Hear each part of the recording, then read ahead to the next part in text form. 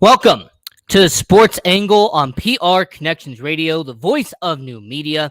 I'm your host, Ian Rakelli. It has been a fantastic week in the sports world.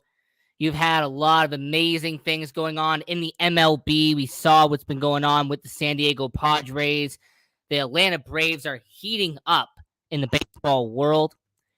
You are also having a situation right now where you're having the Philadelphia Phillies, St. Louis Cardinals, Milwaukee Brewers. I mean, it's getting tighter and tighter in the MLB world. The NBA, there's always been these trade speculations. There's all these interesting things going on in the NBA. Also out here in Los Angeles and Las Vegas, there's always been talk about Las Vegas getting an NBA team. That could be a fun topic down the line. The NFL preseason's on right now, and man, it is great to have NFL back. It truly is good to have the NFL back once again. Hey, Thomas, my friend, how's it going? I know, Thomas, you watch a lot of the shows, so I definitely appreciate that, especially to all the people all around the world as well for watching the Sports Angle on prconnectionsradio.com, the voice of new media, with your host, Ian Rakelli. Now, the NFL preseason, like I said, it's so great to have NFL back. Now, recently, I did the AFC preview. I did the NFC preview. So if you want to go back and watch those two episodes, they were fantastic shows. I did it with Dennis Holmes from the Ignorant Thinkers podcast, and then I also brought on somebody else as well who's very knowledgeable about the AFC side of it. So when it came to the NFL, we are done with the previews. We've gotten those out of the way. Now it is time to get into the awards side of it. I told everyone that just like last year, just like the past season, the Sports Angle is going to go over the NFL awards. We're going to make our predictions for who is going to win the awards for 2022. Some of them are going to be right. Most of them are going to be wrong. But hey, it's fun to do it anyway. Now, Thomas, it's interesting you say that the Phillies cannot beat the Mets. Well, the thing is, the Mets are starting to cool down just a bit. The Braves are 9 of their last 10. They have heated up. And the Phillies are a team that I believe can make some noise come September. So, Thomas, don't count out the Philadelphia Phillies just yet, because I understand that September, that might be their time to shine. So, getting back into the NFL side of it, doing the NFL awards. Now, we got to get into the most valuable player, the NFL MVP. This is a discussion that a lot of people, including myself, they want to know who is going to win the 2022 NFL MVP this season. Now, I'm going to very quickly go over the odds for this show because we are in Las Vegas, the sports capital of the world. It only makes sense to go over the odds. Now, Buffalo quarterback Josh Allen is the odds-on favorite at 650 to win the NFL MVP. Patrick Mahomes, Kansas City Chiefs quarterback, is second on the list at 750. One of the greatest quarterbacks to ever exist, Tom Brady, is plus 800. And then the back-to-back NFL MVP, Aaron Rodgers from the Green Bay Packers, is plus 850. Now, some other notable quarterbacks that are lower on the list that I do want to mention is you have Justin Herbert from the LA Chargers at plus 900. You got Joe Burrow last year, who was incredible in Cincinnati, at 1,200. And you have Russell Wilson, since going over to Denver, at plus 1,400. Now, the first running back on this one is Derrick Henry at plus 4,000. And the first wide receiver is Cooper Kupp at 5,000. Interesting enough, you have to scroll all the way down to get to your first defensive player, and that is TJ Watt at plus 500. So understand that the defensive players don't get much love when it comes to the NFL MVP. Wide receivers are lower on the grid. Running back are lower on the list. So considering that it is a quarterback-driven MVP, let me tell you who I believe is going to win the MVP, and I will explain why I say that he is going to win the 2022 NFL MVP. I have Aaron Rodgers from the Green Bay Packers going back to back to back. Now, understand that I am not the biggest Aaron Rodgers fan. I am not the biggest supporter of Aaron Rodgers. He's been in my division. He's tormented me for a decade. The one thing that I've always given credit to Aaron Rodgers, the one thing I can't take away from Aaron Rodgers, is the fact that he has always been reliable. He has always been consistent as the quarterback for the Green Bay Packers. Regardless if you like him or not, he has always been a guy who gets the job done in the NFL regular season. He's a guy who gets you 12 wins, 13 wins, 14 wins on the year, puts up impressive numbers every single season. So because of his consistency, because of his dominance in the regular season, considering the NFL MVP is a regular season accolade, I have Aaron Rodgers winning his 5th NFL MVP. Now, honorable mention would go to Patrick Mahomes. He would be my second choice for this one. Understand that Patrick Mahomes is going to have a phenomenal season statistically in Kansas City. Justin Herbert is somebody else that I think could have some stellar numbers.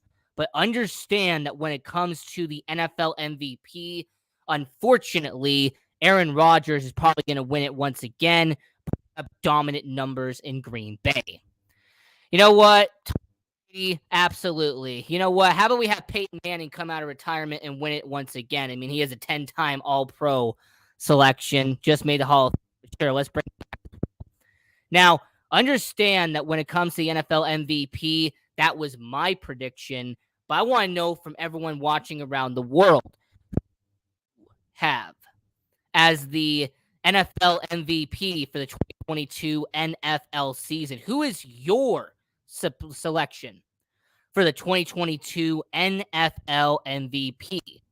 Because Aaron Rodgers is who the Sports Angle on PR Connections Radio has as our pick for the 2022 NFL MVP. Now, the NFL MVP isn't the only award that matters come award time. The NFL Offensive Player of the Year, that also does matter.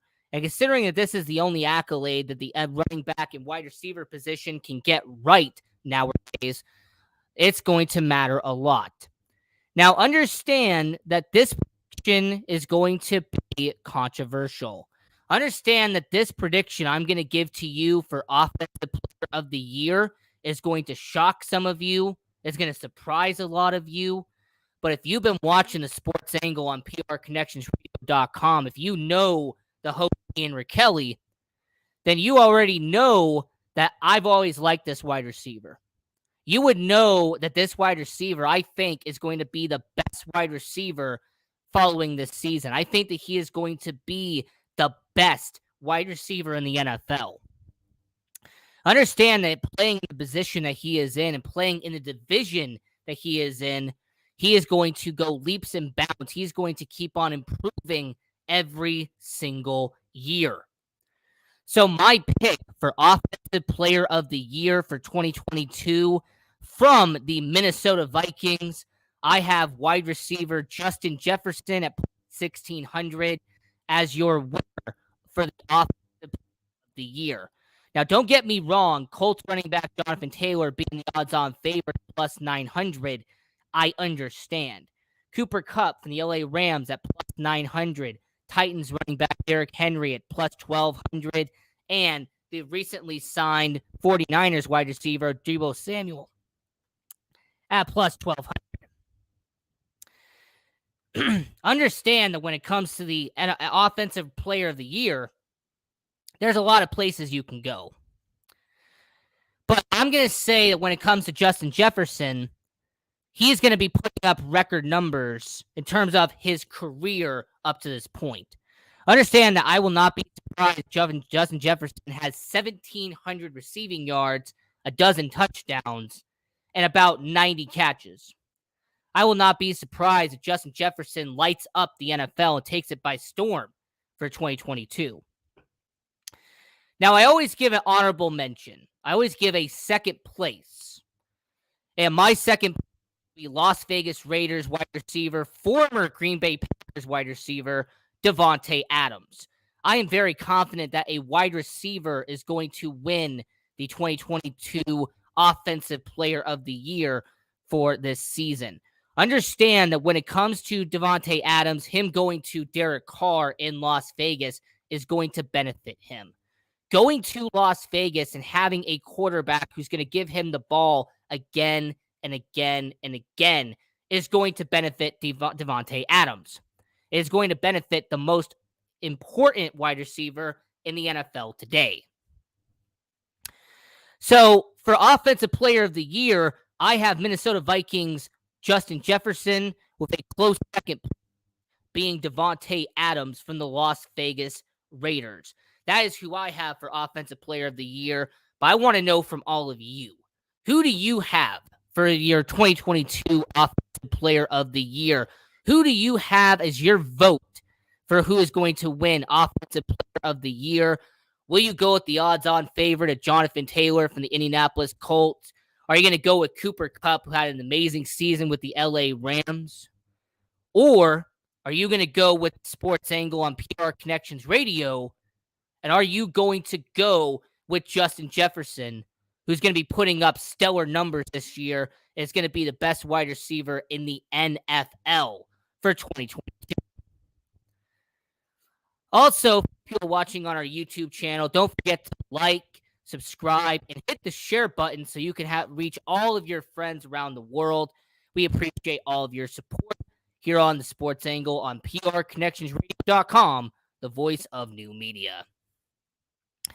So we've mentioned NFL MVP as Aaron Rodgers from the Green Bay Packers. For Offensive Player of the Year, I have Minnesota Vikings wide receiver Justin Jefferson. Now, Defensive Player of the Year is going to be very difficult. And I'm not going to lie, I actually took a long time figuring out who I was going to take. Because I originally thought it was going to be an easy conclusion. It was going to be an easy thing to do. But unfortunately, it took me a long time to figure out who I was going to pick. So understand that when it comes to Defensive Player of the Year, when it comes to the NFL, understand that when I look at this, I have to sit there and go, okay, so who is the player that I think could be the Defensive Player of the Year? Who is the person that I analyze and I look at and I go, you know what? They are going to be the undisputed defensive king for 2022. And I thought about it. I sat back. I analyzed it. And then it hit me. There is one player on defense that is going to be near unstoppable this year. There is one guy that I've come to the conclusion to that has a chip on his shoulder. That because of how terrible his offense is going to be, because of how bad his team is going to be for 2022, he's going to have to carry the defense on his back. He is going to have to carry that organization on his shoulders. Understand that when it comes to the Defensive Player of the Year, it starts and stops with Myles Garrett. It starts and stops with the guy that has to carry Cleveland because his quarterback's not going to be there for 2/3 of the season. Understand that Myles Garrett has been a dominant force in the NFL, but he has not been unstoppable yet. I believe Myles Garrett is going to take that elevation and he's going to elevate his game from being dominant to being unstoppable. I believe that Myles Garrett is going to become the unstoppable monster that he was projected to be coming out of Texas A&M. So here's my prediction for Defensive Player of the Year. It is not going to be TJ Watt repeating as Defensive Player of the Year. Instead, it is going to be Cleveland Browns defensive end Myles Garrett, who is at plus 650. I have him winning Defensive Player of the Year for 2022. I have him eating up Lamar Jackson, sacking Joe Burrow, and terrorizing Mitchell Trubisky. I believe that Myles Garrett is going to carry Cleveland on his back while Deshaun Watson is on suspension. I believe that Myles Garrett is going to be the savior for Cleveland while his quarterback is sitting on the bench and sitting on the sidelines collecting that paycheck. So understand that my pick for Defensive Player of the Year is Cleveland Browns defensive end Myles Garrett. But let me know in the comments down below, who do you have as Defensive Player of the Year? Do you have TJ Watt repeating? Do you have Myles Garrett at plus 650? Or are you going to go with Aaron Donald, who's at plus 650? Maybe go with Dallas Cowboys Micah Parsons at plus 900, or maybe go with any of the Bosa brothers at plus 1200 and plus 2500. Now, my honorable mention for Defensive Player of the Year will be Aaron Donald. Understand that Aaron Donald for the LA Rams has been a one-of-a-kind defensive tackle. Aaron Donald has been a freak of nature. He has been a destroyer of worlds on defense. So if Myles Garrett doesn't win Defensive Player of the Year at plus 650, then I believe Aaron Donald from the LA Rams will conquer the award once again. Aaron Donald will repeat as Defensive Player of the Year for the umpteenth amount of time, and Aaron Donald would get the job done. He's my honorable mention outside of Myles Garrett.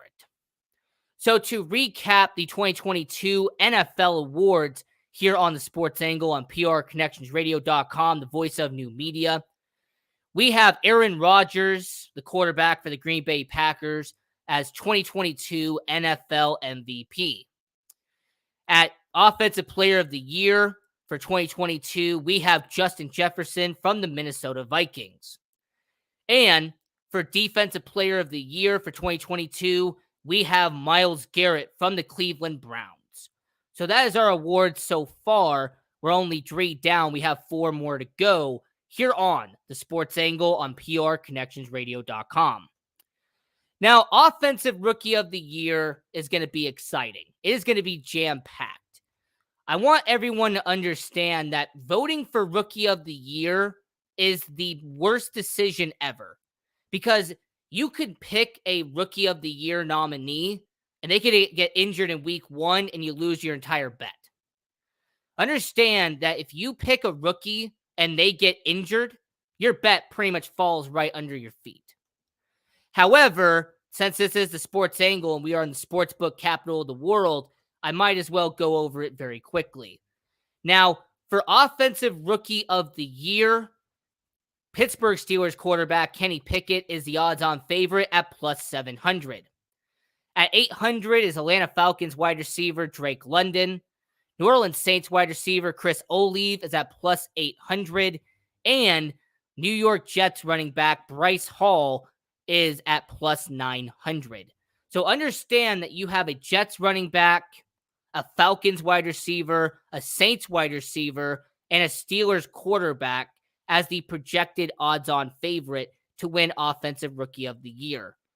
And as much as I would love to go with Kenny Pickett, there is no guarantee he's going to be playing much of the season. There is no guarantee that Kenny Pickett is going to be putting up Justin Herbert level numbers as a quarterback.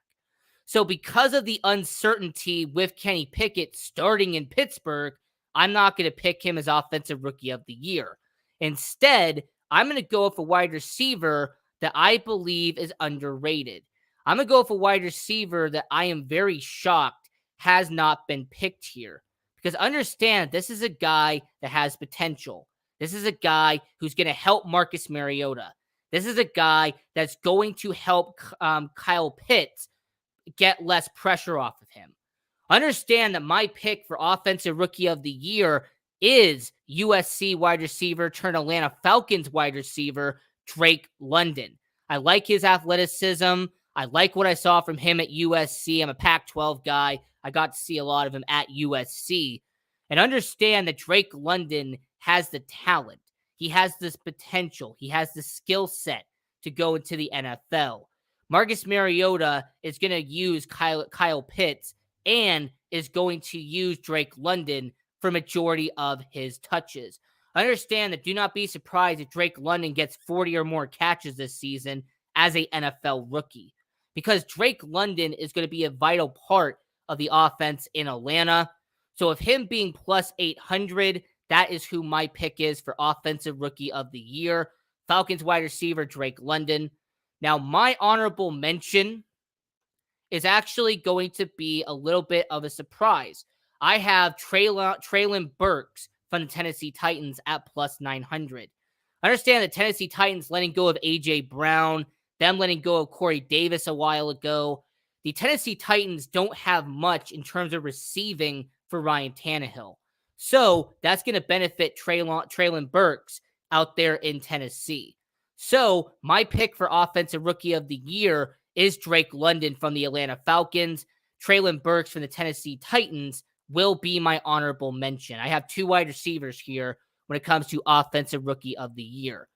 I want to know from all of you watching around the world, however, who do you have for Offensive Rookie of the Year? Who do you pick as the Offensive Rookie of the Year for 2022? I want to know from all people watching around the world.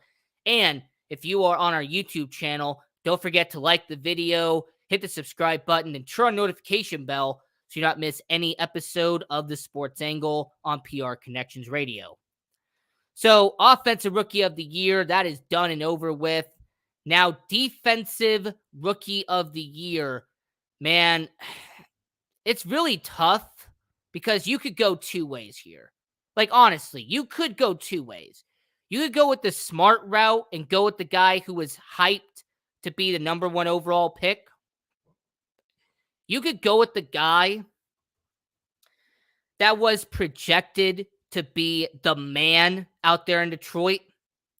Okay, going with Aiden Hutchinson, who is the odds-on favorite right now at plus 500, is a very easy decision. However, this is the Sports Angle on PR Connections Radio. I don't like to go easy. I am not a fan of just going easy and just doing it the easy way here on the Sports Angle on PR Connections Radio. So instead, I'm actually going to give you a curveball. I'm actually going to go with someone that is a bit of an underdog, a little bit of a wild card here in the NFL. Understand, this is a guy that I'm very confident in. This is a guy who I believe will help his organization more in more ways than one. Understand that when it comes to this guy, I look at him, I see his potential, and I think to myself, if he can be a great player, if this is a guy who could really elevate his game, he will be Defensive Rookie of the Year. Understand, this is a guy that has the potential to be the best in the NFL in a few years. So, my pick for Defensive Rookie of the Year is... Well, come on. I had to give it to Aiden Hutchinson. I'm sorry. I can't resist. Look, Aiden Hutchinson in about 5 years is going to be a top defensive end in the NFL. Okay? I understand that Aiden Hutchinson should have been the number one overall pick in 2022. The fact that Trent Baalke and his bias against Jim Harbaugh is the reason why Aiden Hutchinson was not number one overall pick is disturbing. It is very concerning the fact that Aiden Hutchinson fell to Detroit because Trent Baalke didn't want to let Jim Harbaugh succeed. The fact that you had pettiness determine that draft pick is awful and really is pitiful. So, when it comes to Aiden Hutchinson, the guy who's really going to be one of the best defensive ends in the NFL, give it about 5 years, I have him as Defensive Player of the Year. My honorable mention, however, will go to Derek Stingley from the Houston Texans. I think the Houston Texans having a terrible defense, he will be the bright spot. Derek Stingley will stand out as a rookie because the Houston Texans are going to have little to nobody on that defense. So my honorable mention goes to Derek Stingley from the Houston Texans, but my player for Defensive Player of the Year is Detroit Lions' Aiden Hutchinson. Now, we've gone over the majority of awards, okay? We have gone over most of the awards that people focus on, but we have two left. We have two categories that are very important, two categories that I believe are going to be very valuable, and that is the Comeback Player of the Year. Comeback Player of the Year normally goes to a player that suffered a terrific injury. Somebody who suffered a career-ending injury that managed to come back and exceed expectations. Understand the Comeback Player of the Year normally goes to a player that was not supposed to do what he did that said season. Now, Derrick Henry is the odds-on favorite from the Tennessee Titans at plus 350. Jameis Winston from the New Orleans Saints plus 500. Christian McCaffrey, Carolina Panthers plus 700. And Baker Mayfield from the Carolina Panthers at plus 900. Now, my pick is going to be a very shocking one. However, if you know who I am, if you know the host Ian Rickelli of the Sports Angle on PR Connections Radio, you would know that I am a big fan of this guy. You would know that I actually look at this guy and I think he could be a great player in the NFL. Understand, this is a guy that I look at and I think, if he hadn't have had what happened to him early in his career, he wouldn't get the ridicule he does. If he didn't have all the off-the-field situations, he would not get as memed as he does. Understand that while I give an honorable mention, and I will give an honorable mention, by the way, to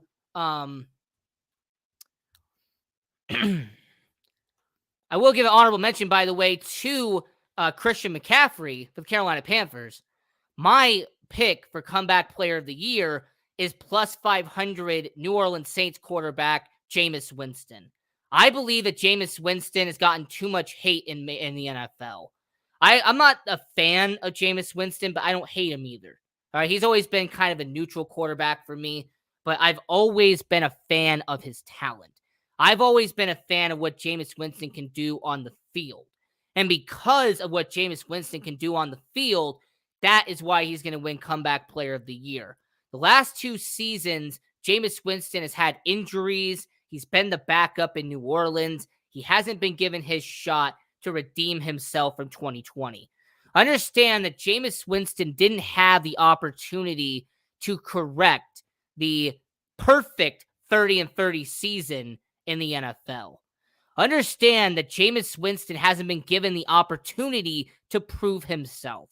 So, with this season being 2022, being a make or break year for Jameis Winston, I'm going to come out and I'm going to say here on record that I have Jameis Winston, quarterback for the New Orleans Saints, being the Comeback Player of the Year for 2022. And yes, my honorable mention was Christian McCaffrey from the Carolina Panthers. I think that he will have a rebound season, but it will not be enough to be Comeback Player of the Year. And the last category for our 2022 NFL Awards prediction here on the Sports Angle on PR Connections Radio is Coach of the Year. Now, Coach of the Year normally goes to the team with the best record. Normally, it goes to a coach that's taken over this situation. However, I'm going to go different here. I'm actually going to go with a first-year head coach. I'm actually going to go with someone that I believe is going to help his team make the playoffs. And as much as I like Nick Sirianni in Philadelphia, as much as I give a lot of credit to Nick Sirianni, and I think the Philadelphia Eagles are going to be a playoff team this year, he already made the playoffs last year. Okay? He already made his impact by getting Jalen Hurts to the playoffs last year. It's not going to be as a huge shock when they make the playoffs and win the NFC East this season. My pick for NFL Coach of the Year for 2022 is former Philadelphia Eagles Super Bowl winning coach, now turned Jacksonville Jaguars head coach, and that is Doug Peterson. Ever since he was a quarterback in the NFL, I have always liked Doug Peterson. I think Doug Peterson is somebody who has what it takes to lead an organization. He is a guy who knows how to coach in the NFL. He knows how to coach at the main level. Understand that Doug Peterson took the Philadelphia Eagles and led them to a Super Bowl. Doug Peterson is a guy that can lead an organization to the playoffs. He's done it before. He can do it again. And understanding the untamed potential of Trevor Lawrence and all the weapons they got for him this season. I said this on the show last week, and I got a lot of flack for it, but I will say it again. I have the Jacksonville Jaguars being one of the 7 teams making the playoffs in the AFC. I am very confident that the Jacksonville Jaguars organization, led by Doug Peterson, are going to turn that division around. They are going to turn around in the AFC South, and the Jacksonville Jaguars are going to win the 2022 AFC South division. And because of that, Doug Peterson is going to be your 2022 NFL Coach of the Year. Now, I'm going to go over who my awards predictions are going to be here on this show. And if you want to put down yours down below, go right ahead. Hey, this is the Sports Angle. It's your angle as well, your voice to be heard.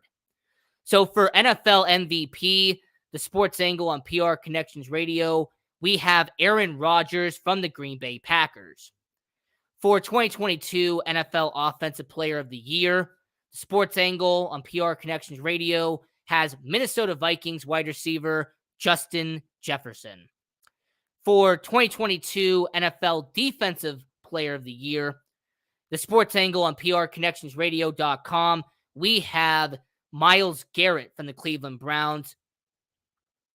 For 2022 NFL Offensive Rookie of the Year, the Sports Angle on PR Connections Radio, we have Drake London, wide receiver from the Atlanta Falcons. For 2022 NFL Defensive Rookie of the Year, the Sports Angle on PR Connections Radio, we have Aiden Hutchinson, defensive end from the Detroit Lions. For NFL Comeback Player of the Year in 2022, we have here on the Sports Angle on PRConnectionsRadio.com, Jameis Winston, quarterback for the New Orleans Saints. And for 2022 NFL Coach of the Year, we have here on the Sports Angle on PRConnectionsRadio.com, we have Doug Peterson from the Jacksonville Jaguars. Now, let us know down in the comments below if you agree or disagree with any of these. You can put your predictions down below. We encourage it. And if you are on our YouTube channel, don't forget to like this video, hit the subscribe button, and turn on the notification bell so you don't miss any episode of the Sports Angle on PR Connections Radio.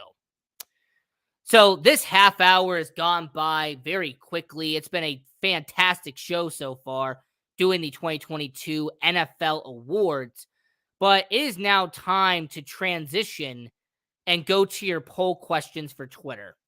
Now, our Twitter account at Sports Angle on PR, we ask poll questions all the time, and we encourage everyone on here to go and vote and have your angle be heard as well. So our first poll question on Twitter was, which rookie head coach will win the most games this season? And we had a bunch of candidates for you, but the winner, voted on you by the fans, with 60% of the vote, you have Las Vegas Raiders' Josh McDaniels winning the most games this season out of all the new head coaches that were picked this offseason. Now, I've been a harsh critic of Josh McDaniels, and I'm not going to lie to you, this show being in Las Vegas, Nevada, I think that it's very biased to Josh McDaniels. I think there's a lot of people in Las Vegas who voted for Josh McDaniels for this poll question. But that being aside, I've been very harsh on Josh McDaniels. I believe that Josh McDaniels is going to be an average coach in the NFL. I have them winning 8 games this season in 2022. If you go back and watch episode 21 and saw my AFC preview, you would already know that. So I'm going to disagree with the fans here. I'm going to disagree that Josh McDaniels, 60% of you said that he was going to win the most games with their new team when it came to the head coaches. However, the guy who ended up getting second place is who I think is going to be. I think that Doug Peterson from the Jacksonville Jaguars will win the most games this season out of all the new head coaches that got selected this offseason. Understand that Josh McDaniels is a solid choice, and I'm not disagreeing with the fans 100%. But I will say that the 60% of you picked Josh McDaniels to win the most games on Twitter, and I respectfully disagree. I have Doug Peterson from the Jacksonville Jaguars. He will win the most games this upcoming season out of all the new coaches in the NFL. So the second poll question, that was poll question number 1. The second one, surprisingly, actually shocked your host, Ian Rickelli. Like, I was genuinely shocked that you guys picked this on the Sports Angle. The question was, you need a running back for fantasy football, and these are your 4 options. Who are you taking? And the options were DeAndre Swift from the Detroit Lions, Aaron Jones from the Green Bay Packers, Saquon Barkley from the New York Giants, and Najee Harris from the Pittsburgh Steelers. And after all of your votes on the Sports Angle on PR Connections Radio, go to our social media at Sports Angle on PR. 71% of you said Najee Harris. Now, 14% of you said Aaron Jones, which is fine. But 71% of you said out of those 4 running backs that were listed, you have Najee Harris as the running back you would pick for 2022. And surprisingly, I actually agree with you. I agree with 71% of the audience that said that Najee Harris would be the best running back out of him, Aaron Jones, DeAndre Swift, and Saquon Barkley. Najee Harris is going to be a top 2 running back in the NFL this year. Understand that Jonathan Taylor is going to be number 1, but Najee Harris is going to be right behind him at number 2. Pittsburgh Steelers, they upgraded their offensive line. Najee Harris is going to have more running plays thanks to Ben Roethlisberger no longer being there. And understand that when it comes to the Pittsburgh Steelers, that offense is going to be gravitating around Najee Harris. That offense is going to be built around Najee Harris. So, for 71% of you on Twitter, I agree with you that Najee Harris will be the best running back out of the 4 I listed in the NFL this season. So, if you go on to our social media at Sports Angle on PR, we ask poll questions, multiple poll questions during the week. We read them off on air here on the show. So we always appreciate your feedback. We always appreciate everyone's support here on Sports Angle on prconnectionsradio.com. And I also will say, if you're on our YouTube channel, don't forget to like the video, hit the subscribe button, and turn on notification bell so you don't miss any episodes of the Sports Angle on PR Connections Radio. If you also want to follow your host at Ian Rickelli 18, I am on all social media accounts. I'm on TikTok. I'm on Twitter. I'm on Snapchat, YouTube, whatever the heck you want to be on. Your host, Ian Rickelli, is on there as well. So if you want to follow me, go right ahead. And you want to follow the show at Sports Angle on PR. Now, when it comes to the NFL, there has been an interesting statistic that came up. Now, every single year, they have these odds on making the playoffs. Okay, every single year they have this percentage of a team making the playoffs, like 98%, 90%. Like they always have these odds-on favorites, right? Now, here's what we're going to do here on the Sports Angle for this upcoming segment is we are actually going to look at these ones, and I'm actually going to break them down. Because understand that FanDuel, you know what, I use them all the time. I heavily appreciate FanDuel. They're a big part of the Sports Angle on PRConnectionsRadio.com. But I disagree with two of these. Now, first off, the Buffalo Bills and Tampa Bay Buccaneers at 99% chance of making the playoffs. It's fair. Okay, I can understand the logic on them having a 99% chance. The Buffalo Bills are in the AFC East. That's going to be a cakewalk of a division. The Jets are going to be awful. The Patriots are going to be awful. The Dolphins are going to be around average. So the Buffalo Bills having a 99% chance of making the playoffs, it's very expected. Tampa Bay Buccaneers having a 99% chance of making the playoffs, once again, it makes sense. Because understand the NFC South is going to be a joke. The Carolina Panthers are rebuilding. The Atlanta Falcons are going to be in the tank for CJ Stroud sweepstakes. And understand that the New Orleans Saints are going to be around average. So when it comes to those two having a 99% chance, I get it.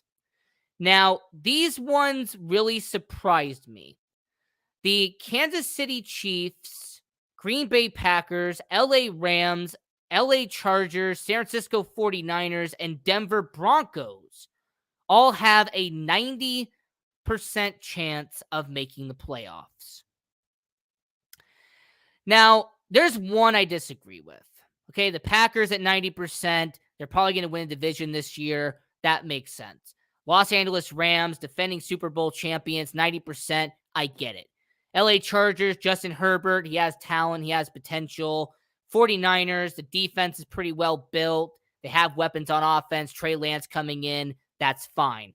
And the Denver Broncos bringing in a Super Bowl winning quarterback and Russell Wilson, them being at 90% chance of making the playoffs, I understand the logic. But the Kansas City Chiefs being at 90%, that's a question mark.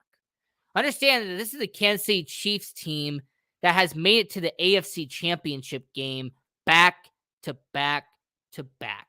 Understand this is a Kansas City Chiefs team that still has Patrick Mahomes. This is a Chiefs team that still has Travis Kelce. So them being at a 90% chance of making the playoffs, I disagree. I really believe that is a number that is confusing because the Kansas City Chiefs should not be at a 90% chance of making the playoffs. I disagree with that 100%. Understand that the Kansas City Chiefs losing Tyreek Hill, them losing a bunch of their offensive line, I look at that percentage of making the playoffs, which is almost guaranteed, by the way, a 90% chance. You're pretty much almost guaranteed.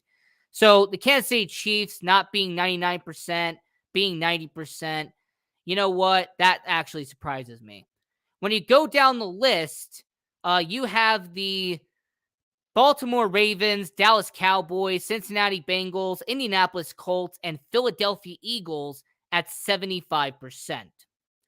Now, the Baltimore Ravens at 75%, I understand.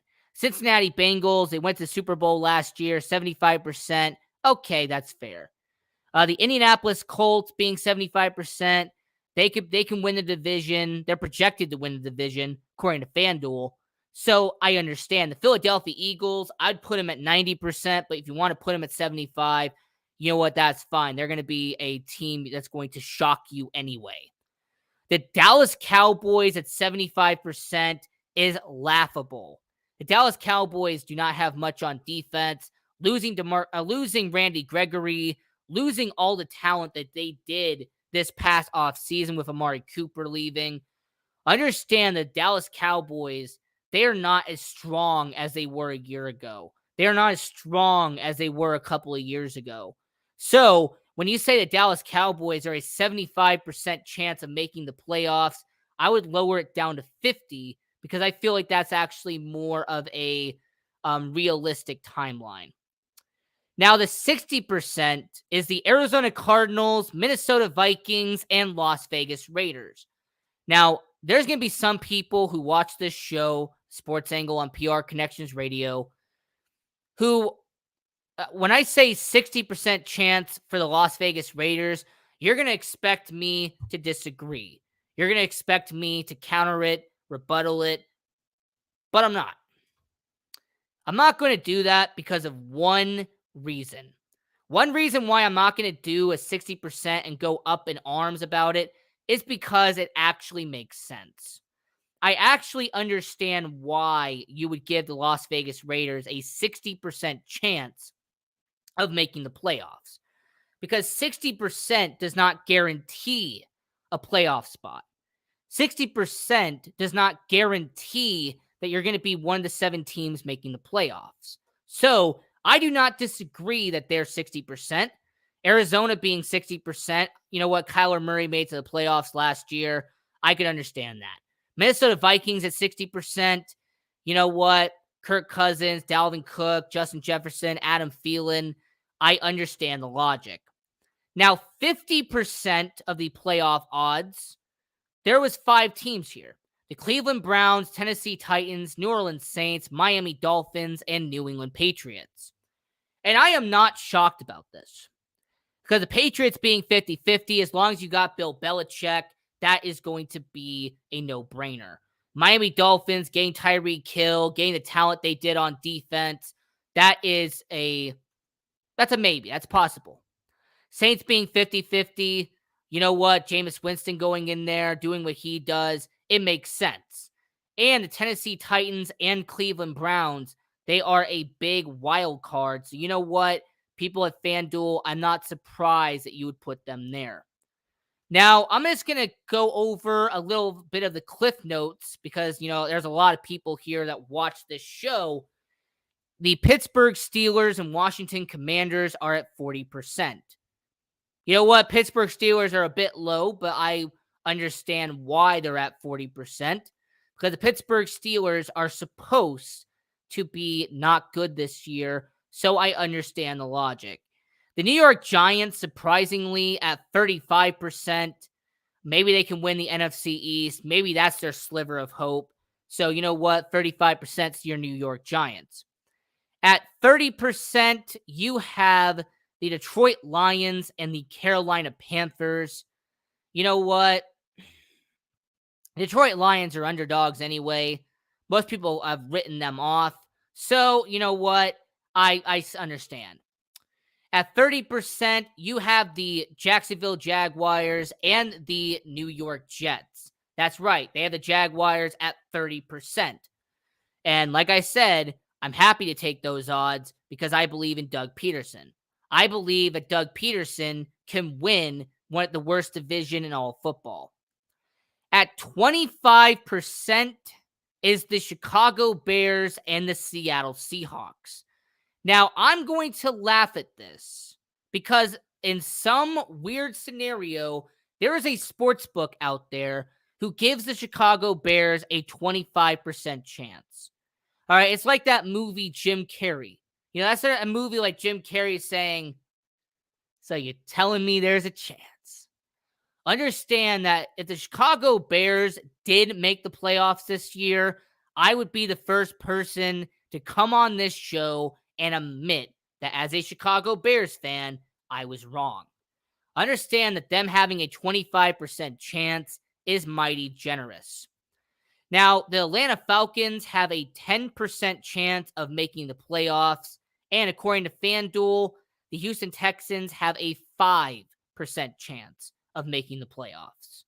So, as we were breaking down the NFL playoff odds and the chances of a team making the playoffs, breaking that down here on the Sports Angle, I will go over it once again, just kind of the cliff notes, just for anybody who missed or anybody who just joined in. Here is what, according to FanDuel, are the chances of your favorite team making the playoffs in 2022. The Buffalo Bills and the Tampa Bay Buccaneers, 99%. Kansas City Chiefs, Green Bay Packers, Los Angeles Rams, Los Angeles Chargers, San Francisco 49ers, and Denver Broncos, 90%. Baltimore Ravens, Dallas Cowboys, Cincinnati Bengals, Indianapolis Colts, and Philadelphia Eagles have an 80% chance.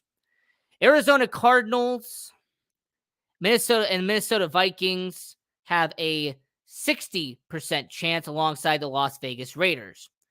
The Tennessee Titans, New Orleans Saints, Miami Dolphins, and the New England Patriots have a 50% chance. Washington Commanders and the Pittsburgh Steelers have a 40% chance. The Detroit Lions have a 35% chance. New York Giants and Carolina Panthers have a 30% chance. The Jacksonville Jaguars have a 25% chance. The Chicago Bears and Seattle Seahawks have a 20% chance. And the Atlanta Falcons have a 10%, and last by the Houston Texans at 5% chance. So whatever team that you have on there, I want to know what you think. Because the thing is, I disagree with some of these teams. Like I said, I don't have the Chiefs at 90%. They have them at 90%. They have the Detroit Lions at 35%. I would have them at 75%. They have the Jacksonville Jaguars, for example, at a laughable, and I mean laughable, 30%.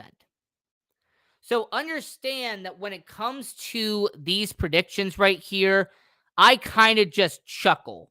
Because understand that when it comes to what I'm looking at here, I just kind of have to sit back and kind of laugh at it, because you have to understand that for anybody to have a 20% chance for the Chicago Bears, I'm a Bears fan, even I don't have that.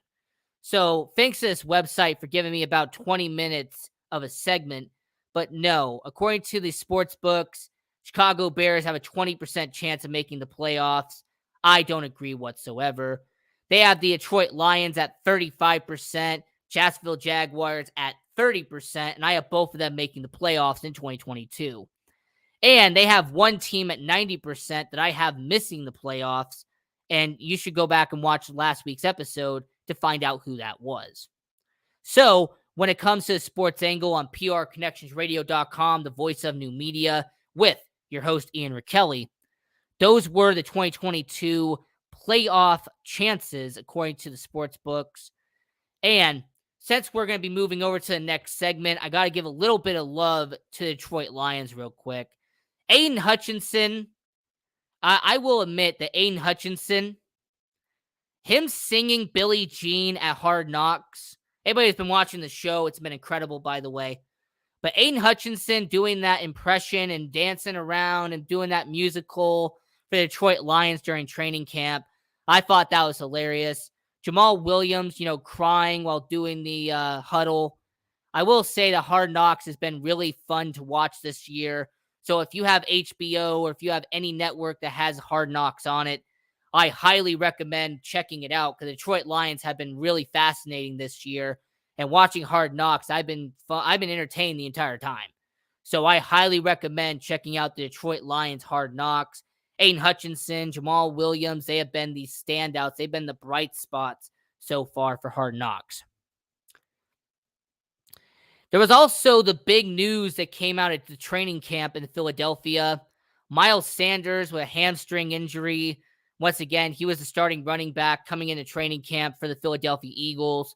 Kenneth Gainwell, he would be the starting running back if Miles Sanders does have to be out for Philadelphia. Now, I understand that there are going to be people out there that are going to watch this. There are going to be people who are going to be watching for fantasy football reasons. There are people who are going to be watching for this for betting reasons. There are people who are going to watch this Miles Sanders injury for depth chart reasons. Because if Miles Sanders is out, you're going to see a bunch of people drop him and pick up Kenneth Gainwell.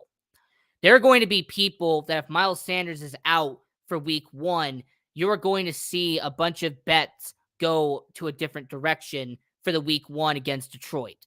Understand that Miles Sanders having a hamstring injury in training camp, every time you see an injury during training camp that affects a starter, watch the odds, because you are going to see not only the injury report, not only are you going to see the money, you are going to see a bunch of different scenarios play out just because one person happens to get injured that was a starter that week. So Miles Sanders being injured, it's not about him directly that is the main thing.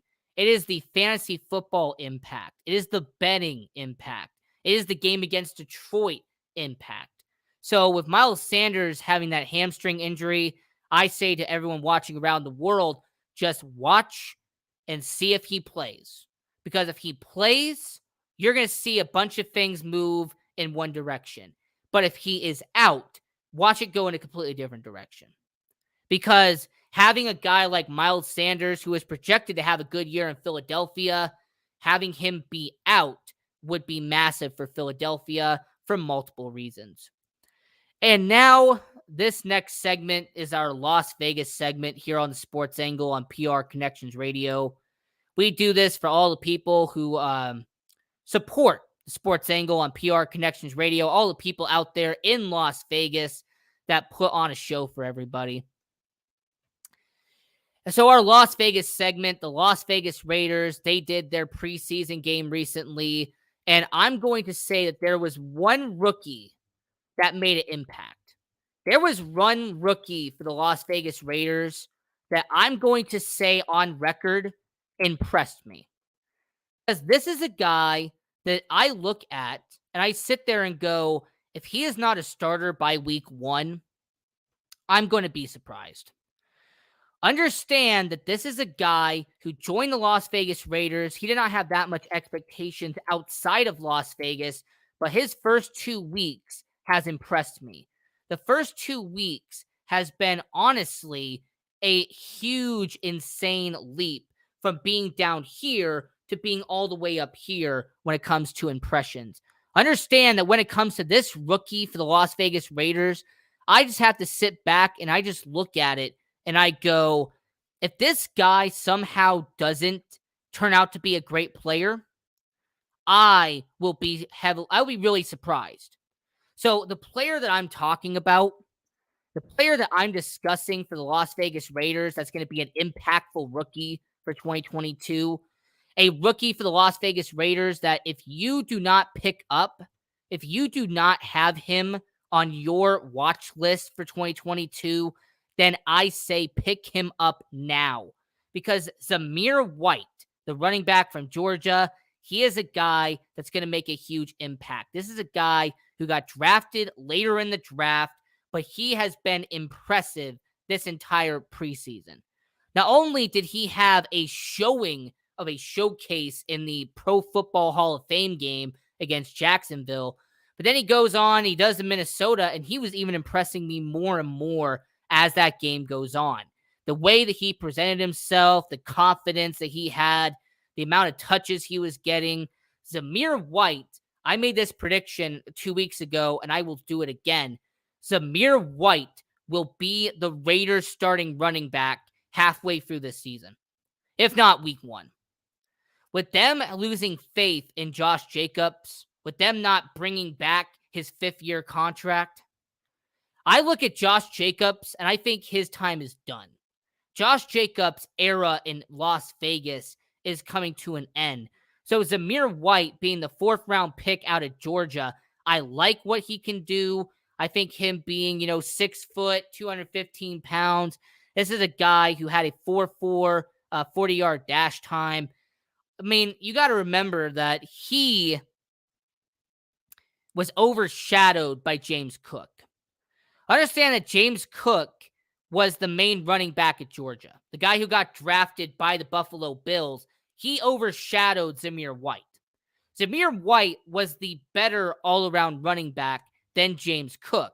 But because James Cook had more of a better numbers, because of the fact that he did better in the Orange Bowl against Michigan, that is why he ended up having this better draft stock.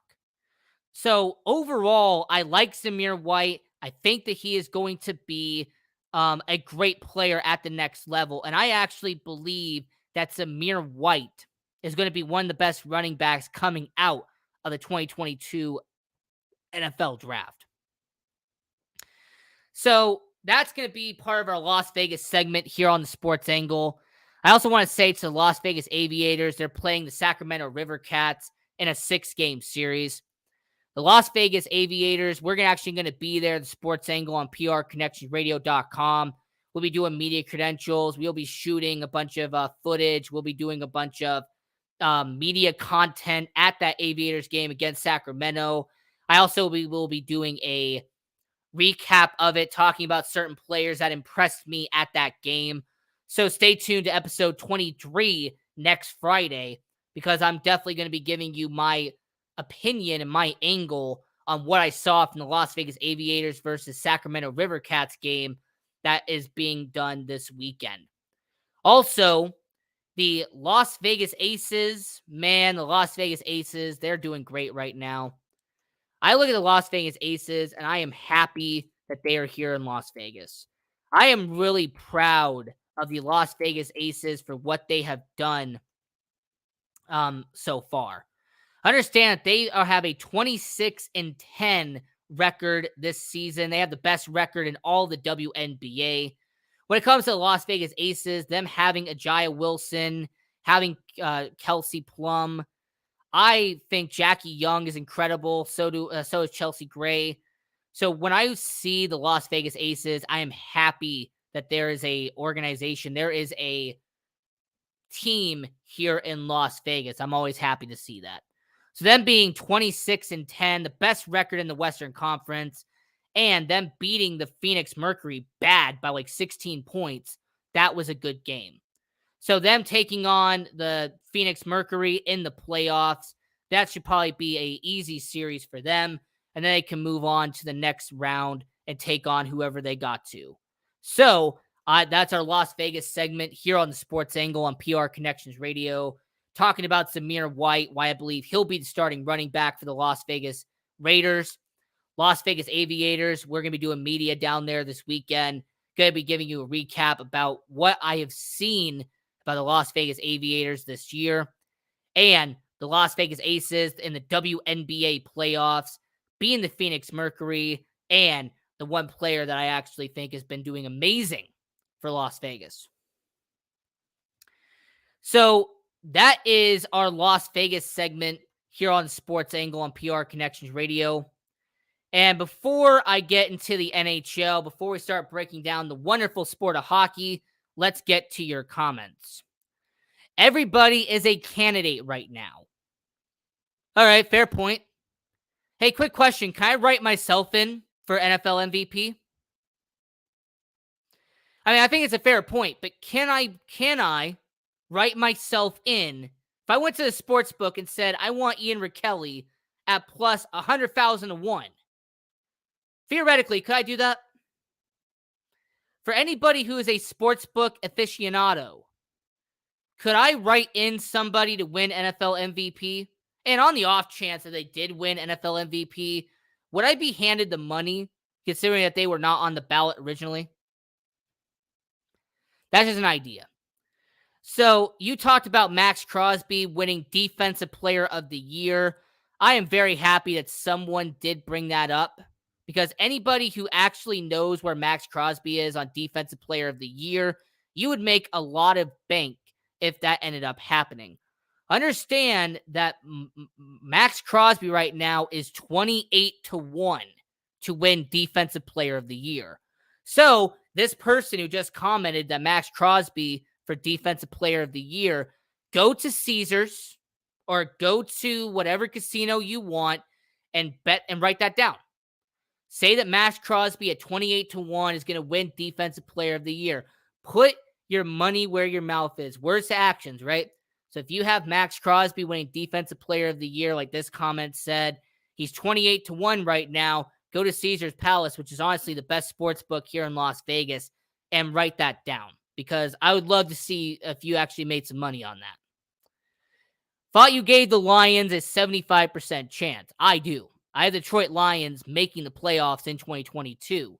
They have them at a 35% chance of making it.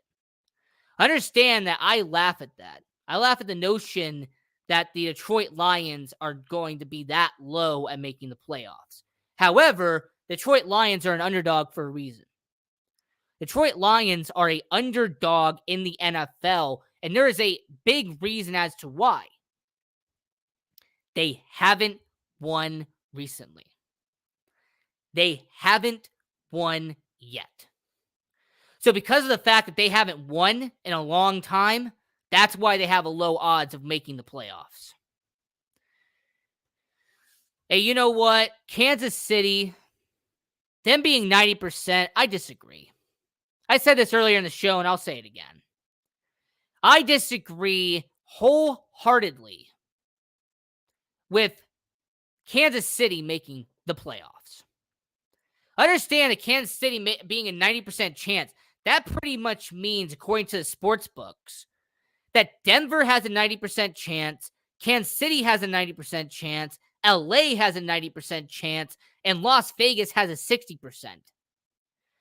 Now, I don't know if we have any accountants or if we have any statisticians that are in the audience right now, but there's no mathematical way that makes any sense. Please explain to me how Denver has a 90%, Kansas City has a 90%, and LA has a 90% chance of making the playoffs. Anybody who wants to comment down below and explain to me how that math works, go right ahead. Because as somebody who is not the smartest in the world, but is pretty intelligent, that number means that you have a 270% chance of all three of those guys making it. They have a 90, 90, 90, that's 270. So, unfortunately, I don't think you're going to have a trio of teams making the AFC West. So, I would be very confident. In fact, I'd be borderline cocky that not Kansas City, not Denver, not LA, not all of them are going to make the playoffs in 2022 because you're not going to have a NFC West 2.0. You are not going to have a AFC North 2.0. It's just not going to happen.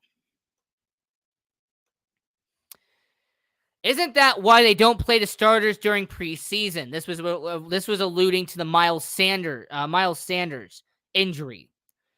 It depends on how high you're getting paid. Just being brutally honest, it all depends. It all depends on how valuable you are. If you're a quarterback, you play one down, and that's pretty much it. If you are a highly paid wide receiver, you play one scrimmage, and then you're done. If you're an offensive lineman, if you're a tight end, if you're a running back, you probably play the first quarter, and that's it. It honestly really depends on how valuable and how much money they're paying you. Because if they're paying you a lot of money, if you're one of the highest paid players on the team, you're going to play one snap. You're going to play one scrimmage. Okay, you're going to play one shift. Because they know that if you get injured, if you go down, their entire season goes down. Whereas Miles Sanders, he's not getting paid that much by Philadelphia. He's an incredible talent, but he is not getting paid that much money. So when it comes to Miles Sanders, he got injured, unfortunately, and understand that him having a hamstring injury, very unfortunate because of the soreness and the tightness that your hamstring can have.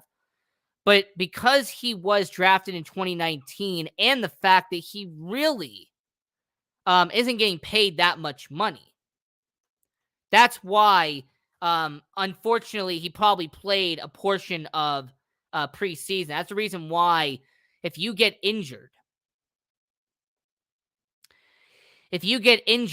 they're not going to look at you the same way as a quarterback. Because a quarterback is getting paid $30 million and a running back is probably going to get paid $4.5 million. So what investment are you going to secure first?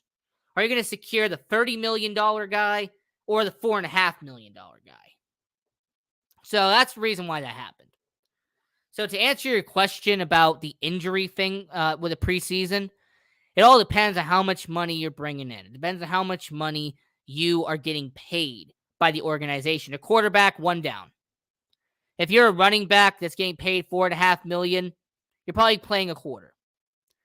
If you're an offensive lineman who's making $1 million, you're probably playing half the game. Because understand that the more you are worth, the less time you're going to play in preseason. Because the more money they're paying you, the less likely they want you to get injured. the less of an opportunity for you to be out in the regular season. And like I said, if that's possible, go right ahead. Write yourself in. Write yourself down that you're going to win NFL MVP. Go to Caesars, the best sports book in Las Vegas, and cash that in. Because understand that I think that should be allowed. That if you want to pretty much light your money on fire, go to Caesar Sportsbooks, write down your name, and just cash it in. Because why not? And you say that a trio from the AFC West is statistically possible. Now, I'm going to break this down next episode, but I would really love how somebody can explain to me the 90%, 90%, 90%. I want someone to actually do the numbers for me. Because understand that having a trio of teams be at 90% from the same division is not possible. Because 90% means that you are a almost guarantee to make the playoffs. It was very similar to last year when the NFC West, and I had Blaze Gabbert come on the show to do this. And I asked him that question. I said, it's not mathematically possible for the Rams, for the 49ers, and for the Cardinals to all win 10 or more games last year. Because you got to remember that last offseason, the NFL odds, they had the over and under, and you had a trio of teams from the NFC West all win more than 10 games. They were all 10.5, 11.5, 12.5. And I really broke down the fact that statistically, that is not possible. It's really not possible for an organization to have that many wins in the same division. Understand that, awkwardly enough, that same season in 2021, they actually ended up with a weird situation.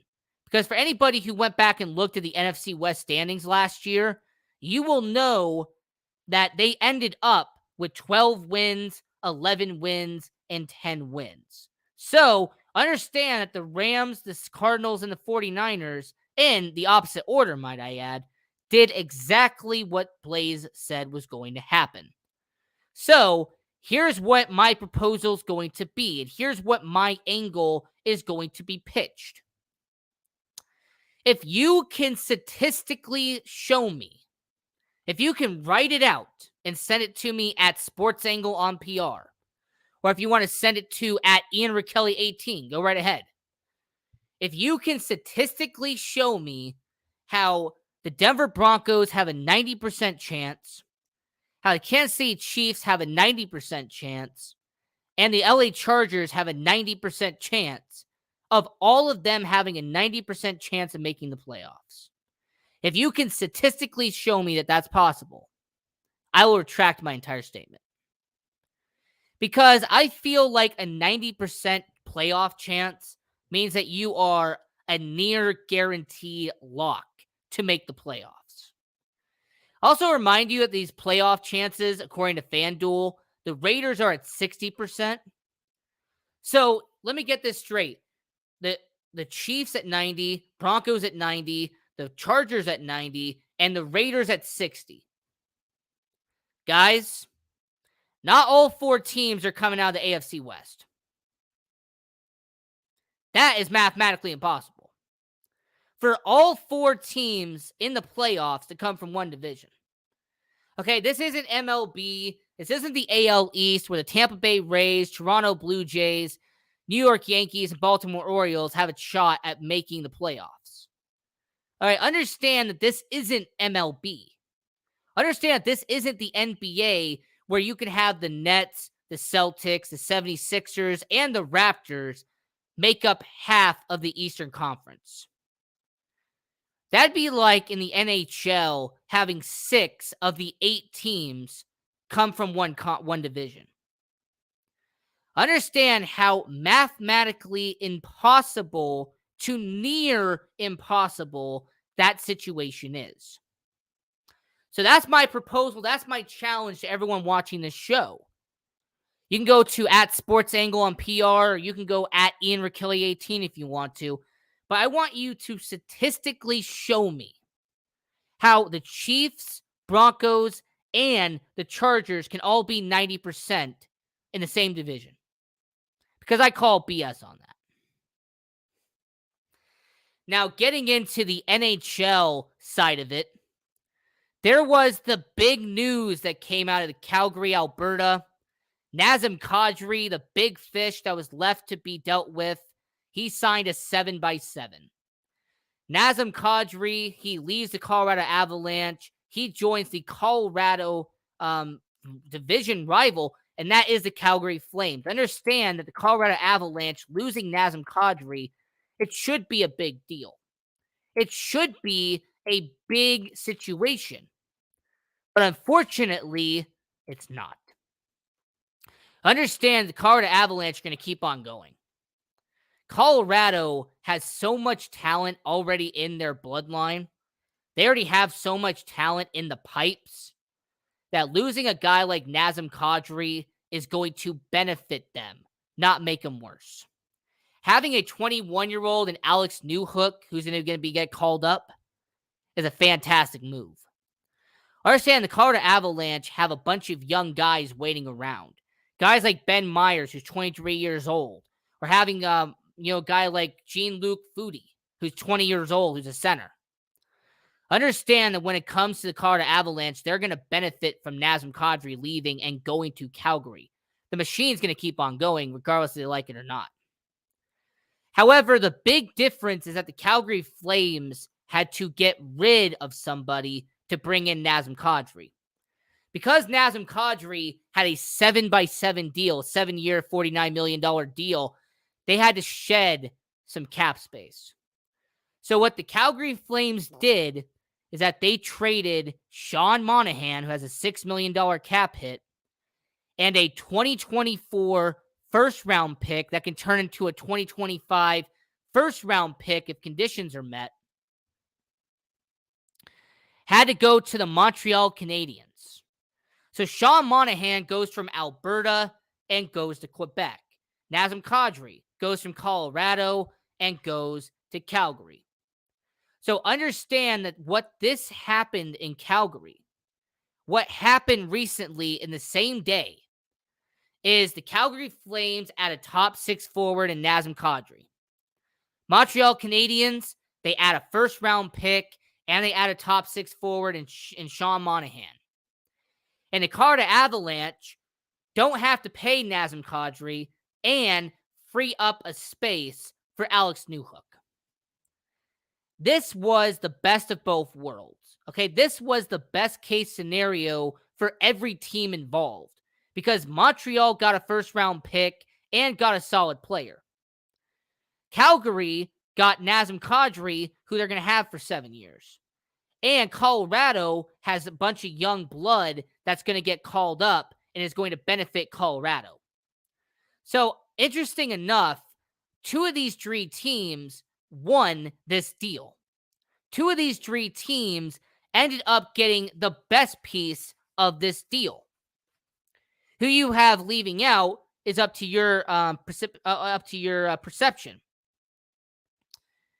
Okay? Understand that there is one team that I actually think backfired on this deal. There is one team that I actually look at and think they messed up on with this deal. The team I'm talking about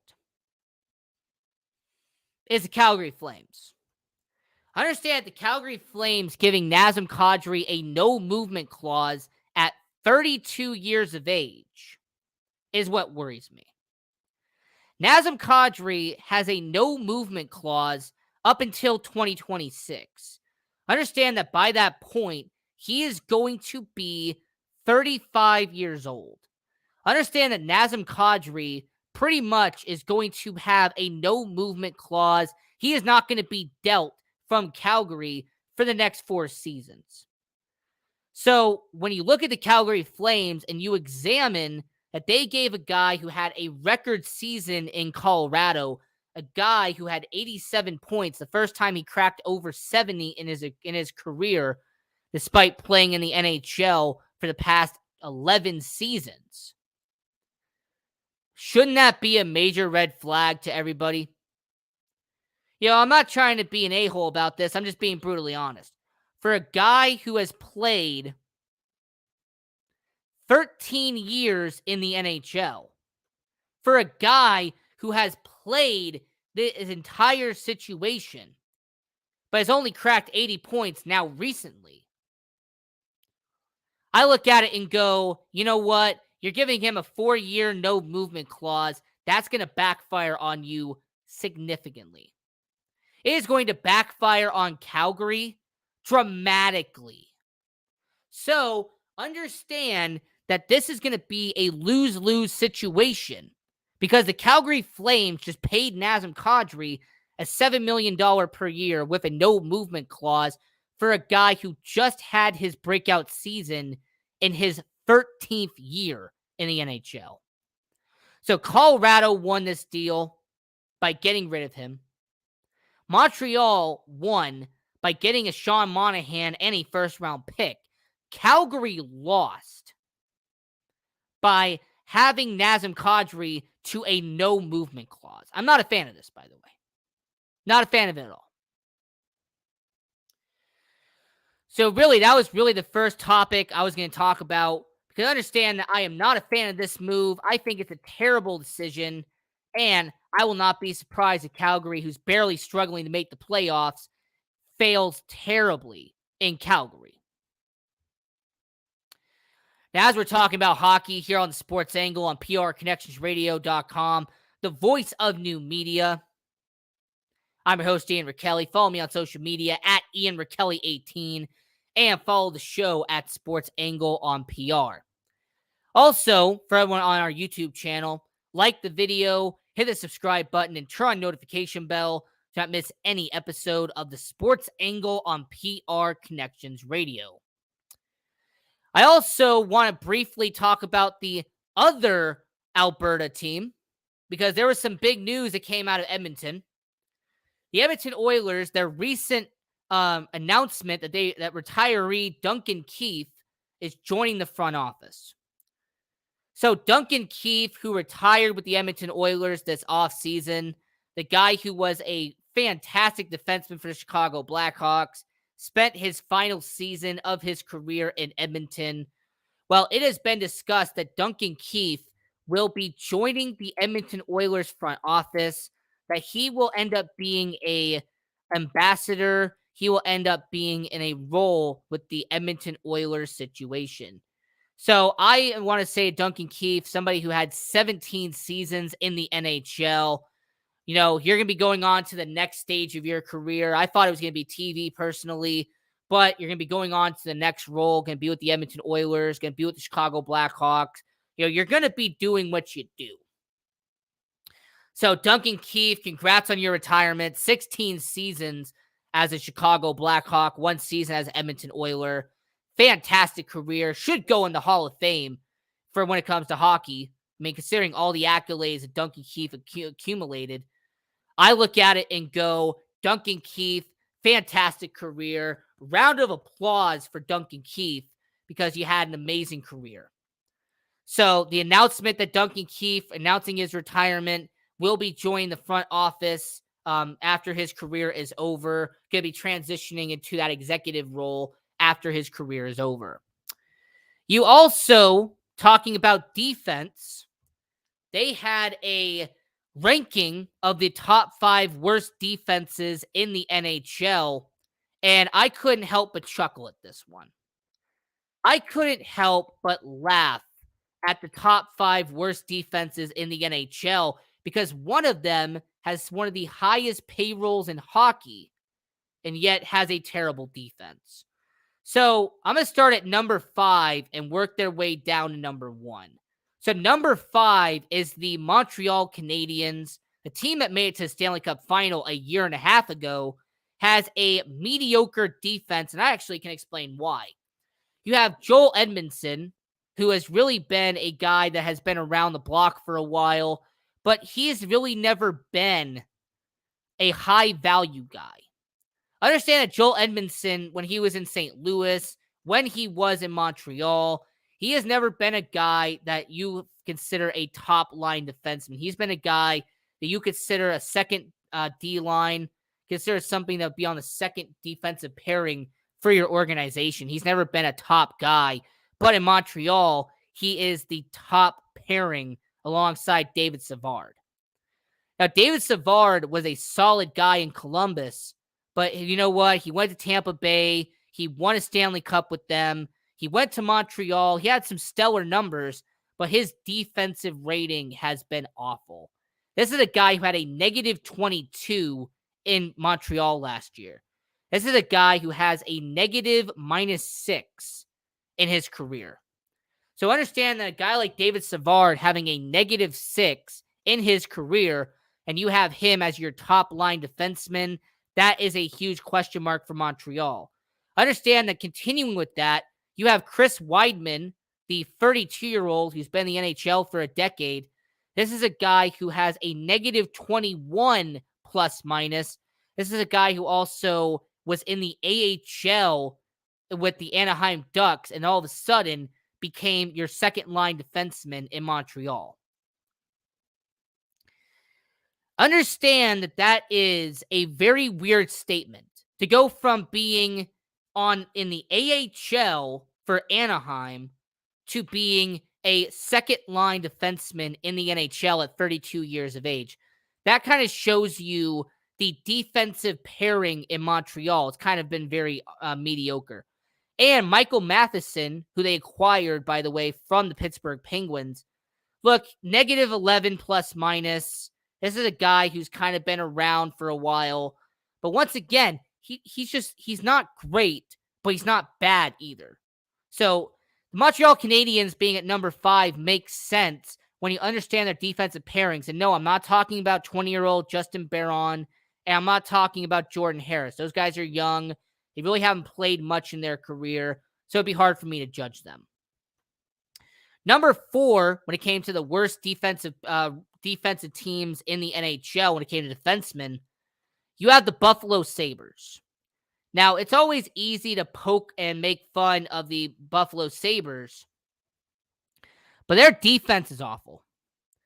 Yes, you have Rasmus Dahlin, you have Owen Power, 2 young guys, but Jacob Bryson has a negative plus minus. Ilya Lyshkabushkin is a negative plus minus. Rasmus Dahlin has had a negative plus minus almost his entire career. And Matthias Samuelsson, 22 years old, had a negative 10 last year. So understand the Buffalo Sabres being in the bottom 5, it's not really about the talent. It's just about the fact that the chemistry has been all wrong ever since being in Buffalo. So being at number 4, I get it. It makes sense. In the 3rd spot, you have the St. Louis Blues. Man, if you watched this team last year in the playoffs, you immediately know why this is here. You have so many aging veterans on defense. Almost your entire defense core is in your 30s. As a matter of fact, correct me if I'm wrong, I think that they are all in their 30s. They are. You have Marco Scandella, who's 32 years old. You have Torrey Krug, 31 years old. Justin Falk, 30 years old. Nick Leddy, who's 31 years old. And Robert Bertuzzo, who's 33 years old. Understand that if I even wanted to include a 28-year-old Callie Rosen or maybe a 29-year-old Colton Parayko, the St. Louis Blues are among the top 5 worst defenses because of how aging the defense is. Understand that when you have no defense that's under the age of 26 and all of your starting defensemen are all over the age of 29, that means they've been in the NHL for a solid decade. That means that they're going to be worn out halfway through the season.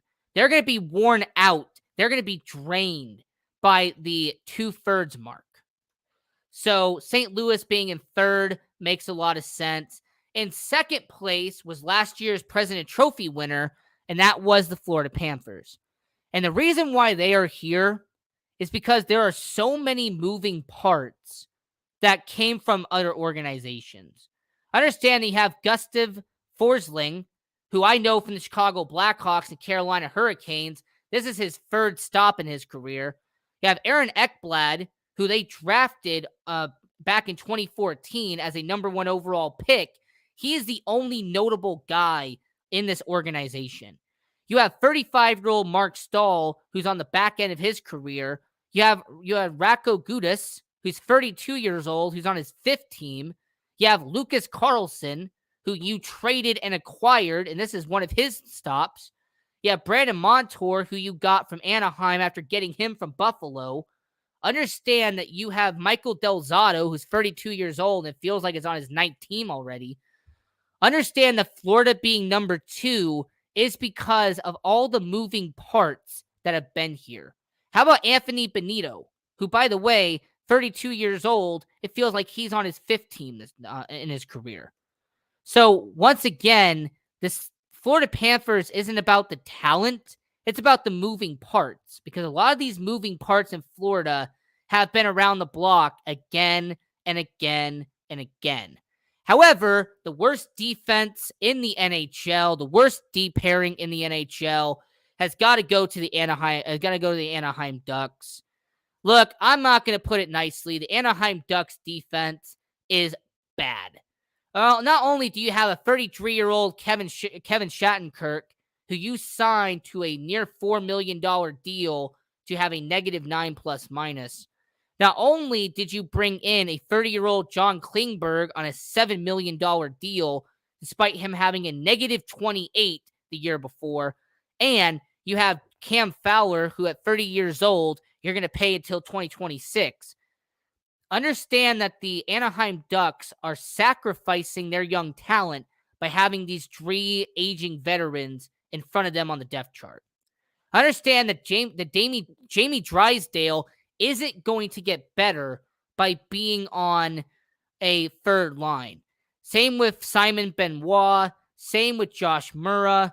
Understand that these guys are not going to get better when they are stuck behind 3 aging veterans on the top line. So the Anaheim Ducks are really unfortunate, but they have the worst defense in the NHL. Really unfortunate.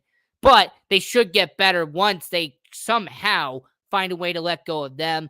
They also still have John Moore, by the way, the guy they tried to trade to Vegas in the Evgeny Dadonov deal that failed because Dadonov had him on their no-trade list. So, this was a fantastic episode of the Sports Angle on PRConnectionsRadio.com, the voice of new media. Go to check out the website, PRConnectionsRadio.com. Go follow all of the content on there at PR Connections Radio. I also want to give a shout out to Brian Gardner for We Got the Power and So You Want to Be a ... Also, Aunt Shirley, I like her content. I also am a huge fan of all the content like Sandra out there. I know she's doing her thing. I've also been really checking out the new show they have on there with Cozy Stone. I think that what she's been doing is pretty good. And you also have the other shows on there, for example, like The Professionals. I know Love of Business, the Cause Chamber of Commerce. So there's a bunch of great content on PRConnectionsRadio.com. Watch all the content on there, including the Sports Angle on PR Connections Radio. Until next time, I'm your host, Ian Rakelli. Have a great night and stay safe and don't do anything weird this weekend. And we will see you next episode of the Sports Angle on PR Connections.